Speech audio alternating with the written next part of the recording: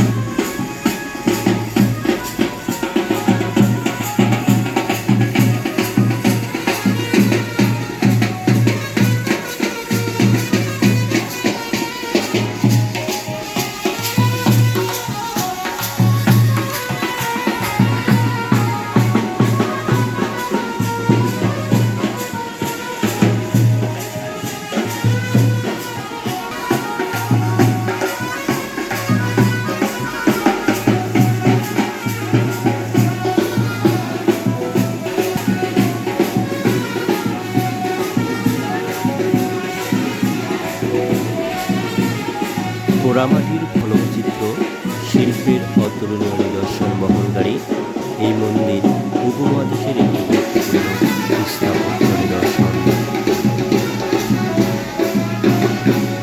মন্দিরের বেদিতে প্রাপ্ত শিলালিপি হতে জানা যায় যে দিনাজপুরের বিখ্যাত জমিদার রাজা মহারাজ প্রাণনাথ রায় তার মৃত্যুর পূর্বে 1722 খ্রিস্টাব্দে এই মন্দিরের নির্মাণ কাজ শুরু করেন।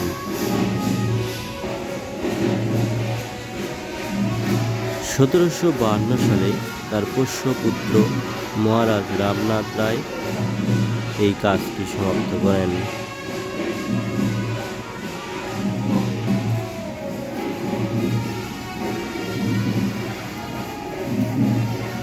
ভগবান শ্রীকৃষ্ণের 108টি নামের মধ্যে শ্রীকান্ত একটি নাম বলে হিন্দু ধর্মের লোকজন বিশ্বাস করেন।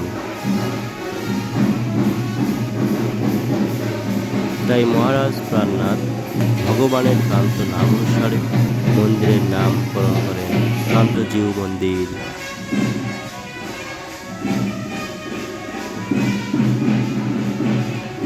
অর্থাৎ কান্ত হলো ভগবানের নাম আর জিউ হচ্ছে সম্মান প্রদর্শন।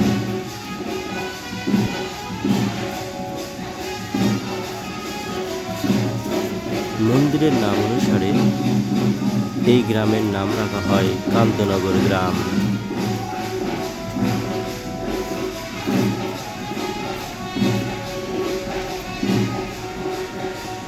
মন্দিরের গায়ে কারুকার্যগুলো দর্শনার্থীর মন ছুঁয়ে যায়। মন্দিরের বাহিরে উত্তর পাশে আরেকটি ছোট্ট মন্দির অবস্থিত।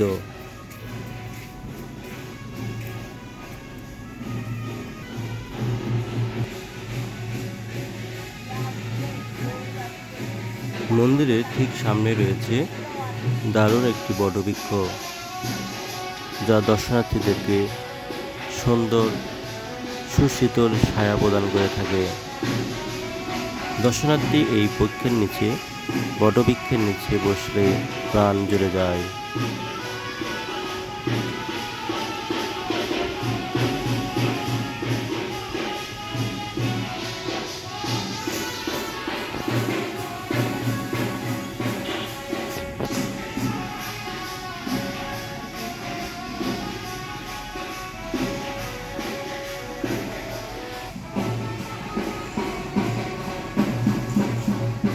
মন্দিরের সামনের দৃশ্যটি দেখতেও খুব সুন্দর।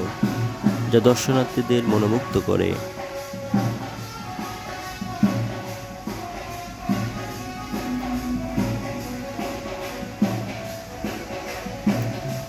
মন্দিরের সামনে দৃশ্যগুলো খুব সাজানো গোছানো।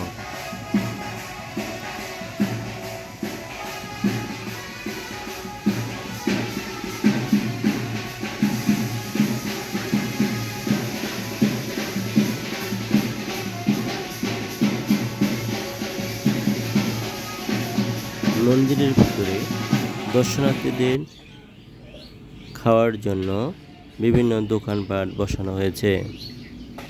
এখানে আপনি বিভিন্ন ধরনের ফাস্টফুড খাবার খুব সহজেই পেয়ে যাবেন।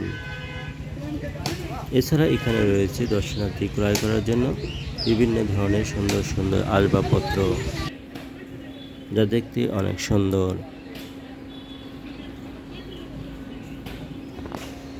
সবাইকে ধন্যবাদ।